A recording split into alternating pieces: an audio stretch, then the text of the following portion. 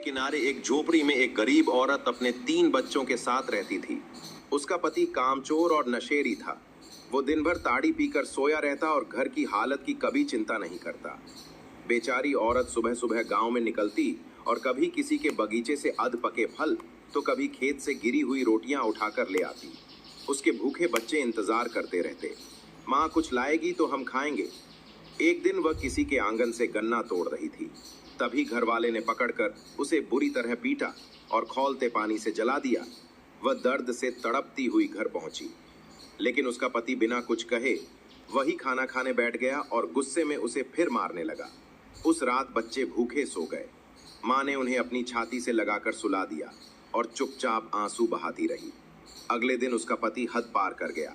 उसने अपना एक बच्चा गांव के कसाई को बेच दिया ताकि शराब पी सके। जब माँ घर लौटी तो देखा कि एक बच्चा गायब है। बाकी दोनों बच्चे रो रो कर सच्चाई बता रहे थे। माँ पागल सी भागती हुई कसाई की दुकान पहुंची, लेकिन तब तक बहुत देर हो चुकी थी। उसका बच्चा अब इस दुनिया में नहीं था।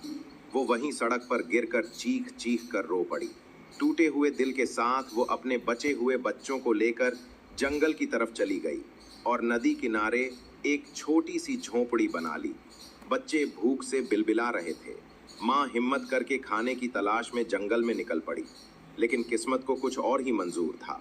एक जंगली भेड़िया झोंपड़ी के पास आया और बच्चों पर टूट पड़ा।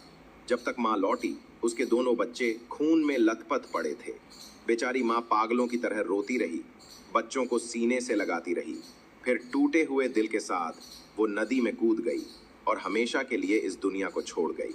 और ये सब देखने के बाद भी अगर आप इस बेचारी माँ के लिए लाइक और सब्सक्राइब नहीं करेंगे तो उसकी आत्मा कभी शांति नहीं पाएगी।